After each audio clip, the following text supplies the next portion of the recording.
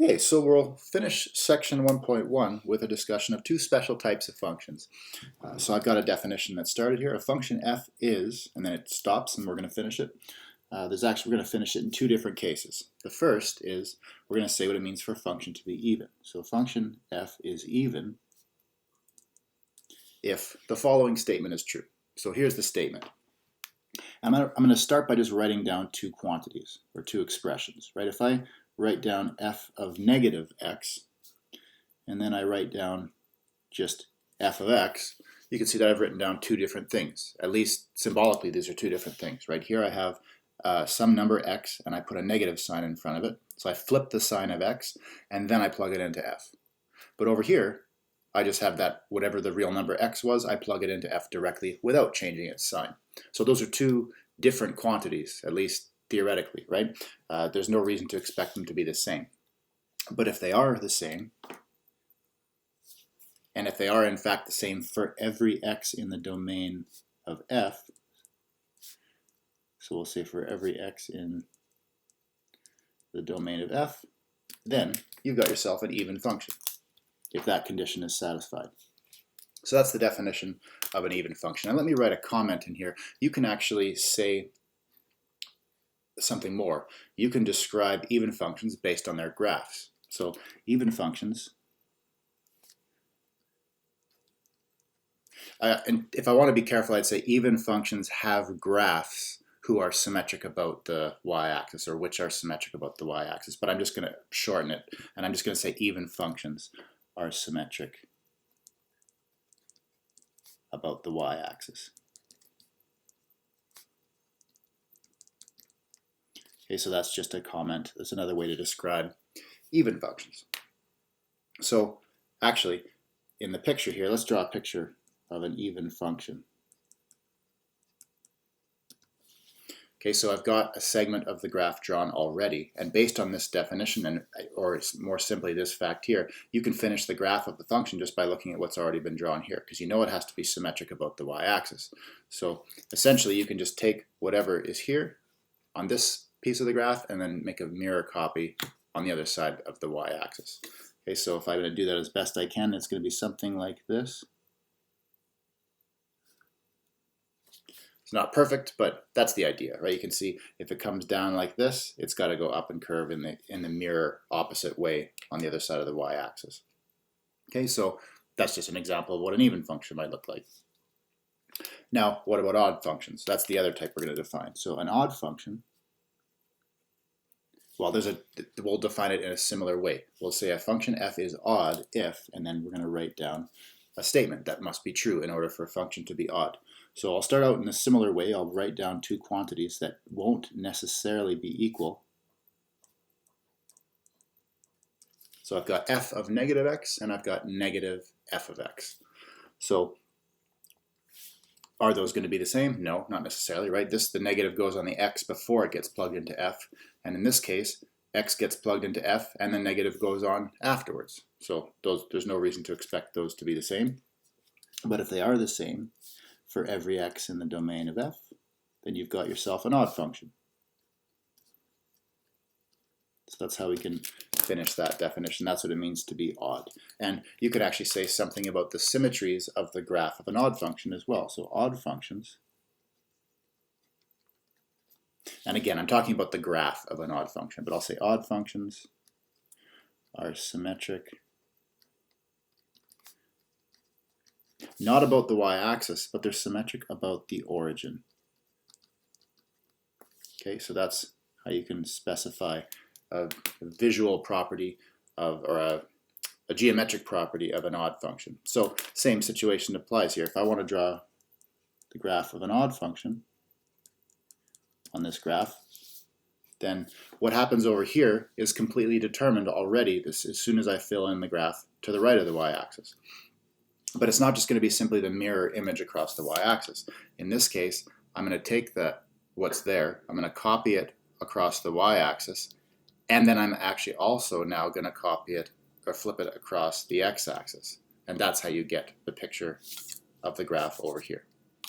Okay, so what you're going to do is you're going to say, okay, the graph comes down, up, and down like this, so it's going to do the opposite. It's going to go down, up, and down like that. And that's what you get. Okay, so what do I mean by when I say odd functions are symmetric about the origin? What I mean is this. If I take any point along this section of the curve, let's say that point there, for example, but I could have done it with any point, there is going to be a corresponding point on this section of the curve which matches up with it, and it's actually, in this case, it's going to be this one. And if I draw a line segment connecting those points, two things are going to be true. One, it's going to go through the origin, and the other thing is the origin is going to be the midpoint of that line segment. So in other words, these two smaller line segments are going to be of equal length, and that works for any other point you choose on the graph as well. And that's what I mean when I say odd functions are symmetric about the origin. Okay, so that's just the definition of the picture. Let's do an example of each. So for the first one, let's do an example of an even function. So here's a function that's even. F of x is equal to 1 minus x to the 4. That's an example of an even function. And let's justify that. So how do you think we're going to do it? Are we going to draw the graph of this function and then check if it's symmetric about the y-axis? That's a lot of work. It's actually much easier just to check using the definition, right? We're going to use this definition to check. We just need to check that f of negative x is equal to f of x for every x in the domain of f. And in this case, the domain of this function is all real numbers. So we just need to check that that's true for all real numbers. Okay, so let's do that. So I'll go I'll start it on a new line. F of negative x, that's what we're going to start with. So just start by actually evaluating that, right? You know what the function f does to its input values, so see what it does to negative x. Take negative x and plug it in for x here. You're going to get 1 minus negative x to the 4, right? That's what you get. Now, how do you evaluate things like this? If in case anyone's forgotten, let me just give you a quick reminder. So let me interrupt. We'll continue this on in a moment. I just still want to write some more things. But if I have negative x, and I want to raise it to the power of a counting number n. So this is just a reminder. Recall. Well, first, I can write negative x as negative 1 multiplied by x. Right? So I still have the n as an exponent outside, but I've just changed negative x into negative 1 times x. But now properties of exponents say I can write this as negative 1 raised to the n times x to the n. So now you can see right off the bat, if n is a counting number, this expression is going to depend entirely, well, this is going to be x to the n no matter what. But this part here, it's going to depend on what n is. If n is even, well, negative 1 to the n, if you raise negative 1 to an even power, you're just going to get positive 1. But if you raise negative 1 to an odd power, you're going to be left with negative 1. And I think I might have said that backwards. So if I take negative 1 and raise it to an even power, I'm just going to get positive 1. If I take a negative 1 and raise it to an odd power, I'm going to get negative 1. So to finish this off, this is a perfect opportunity to use a piecewise function. So this is going to be equal to just x to the n if n is even. And it's going to be negative x to the n if n is odd.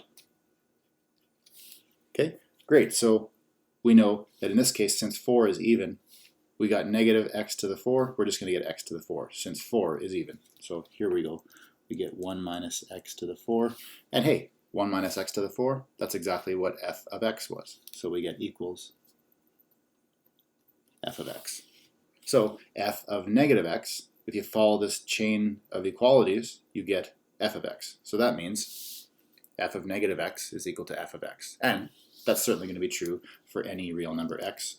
So we can say for any x in the reals. So, and the real numbers, that's the domain of this function f. So we really have verified that this function f satisfies the definition of an even function. Let's do an example of an odd function. So I'm going to have g of x is g is the letter I'm going to use for this function, and I'm going to define it to be x to the 5th plus x. Okay, so I'm going to claim to you that that's odd. And the reason is, well, and then the justification we're going to do is we're just going to show that it satisfies this definition. So let's do that now. So g of negative x, well, let's plug negative x into the function g. So put a negative x here and a negative x here. You're going to get negative x to the 5 plus negative x. That's what you get if you work out g of negative x carefully.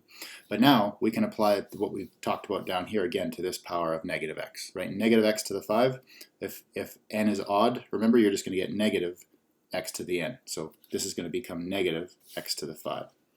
So we'll get negative x to the 5. But then here we got plus negative x. Why don't we just write that as minus x? And then you can actually see you've got a common factor of negative 1 here. You can pull out the negative. So you're left with negative x to the 5 plus x. And guess what's in these brackets?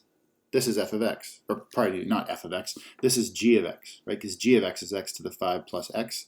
This is g of x here. So you've got negative g of x. And that's how we can finish it. We get negative g of x. And of course, that we didn't assume anything special about the real number x. We just assumed that it was a number. So you have that this is true for any real number x. So that is a full justification that this function g is an odd function. Okay, so that's an example of each, and that's an example of how you can use the definitions of even and odd functions to actually show that a given function is even or odd. Now, not every function is going to be either even or odd. There's plenty of functions that are neither either nor are they odd. In fact, you could, in some sense, you could say that most functions are not going to fall into either of these definitions.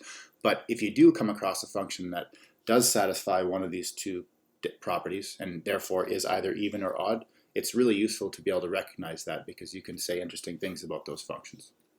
Okay, so this is the end of section 1.1 now.